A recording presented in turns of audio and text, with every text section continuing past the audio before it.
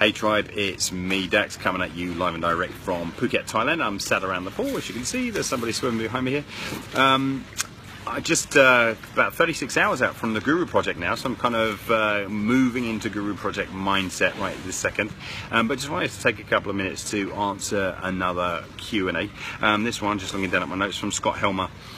Scott said he recently did a 4-week pilot program to test out kind of how his coaching and everything was going to be received in advance of him building up to a 12-week program that he wants to deliver quite soon.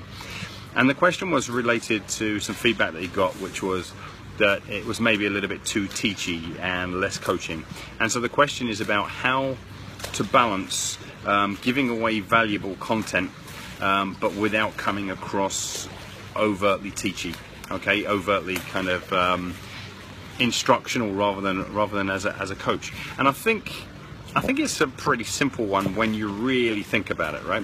What distinguishes a coach from a teacher is that a coach is asking questions all the time. A good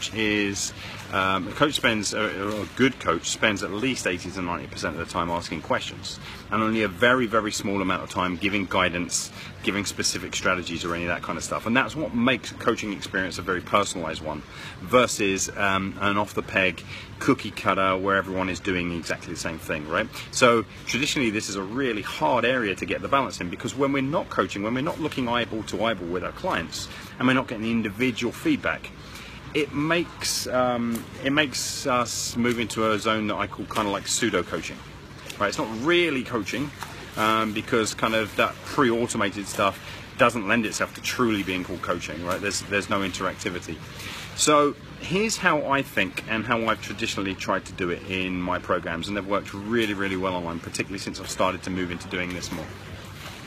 And it's to position yourself as the person who is responsible for the extraction, far less so than the instruction, okay? Because that's really what coaching is, right? An instructor, a teacher, right? On the one hand, here's what you have to do, here's how you have to do it, here's when you have to do it by, I'm holding you accountable, da da da da da. Well, for me, that's not really what a coach does. A coach doesn't tell people what to do. A coach doesn't have to hold people accountable, right? Because as a coach, we're working with other grown-ups, right? People who are taking money out of their own pocket. My personal belief is that our job is not to hold people accountable. Our job is to kind of create a lot more tools rather than specific rules, right? So how do we coach? We coach via extraction, not via instruction. So my advice to you, Scott, and anyone else who's kind of looking at doing anything online, is to look at how you can create an extraction-based experience, where, if you want to put it that way, the only instruction part of it is about and the teaching part of it is about the importance of this particular piece of work. Hey guys, in today's lesson we're going to discuss relationships and the roles that they play in helping you to kind of create the life that you want, right? And now you go into an overview of the importance of relationships, an overview into the importance of looking at why ignoring relationships is kind of setting you up for failure and all that kind of stuff. So you're instructing a principle, but when it comes to the other part of it, you give no answers. You don't tell them what they have to do to fix up their relationships. You simply guide them through a series of questions which allows them to come to their own conclusions and reach their own clarity about things, rather than it becoming instructional.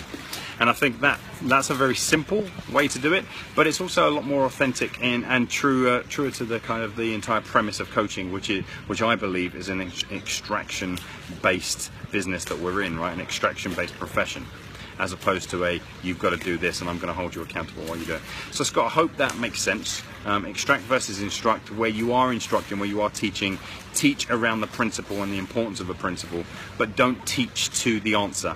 Teach up to the question. Okay? So hope that makes sense. Hope that's been of some help. Take care.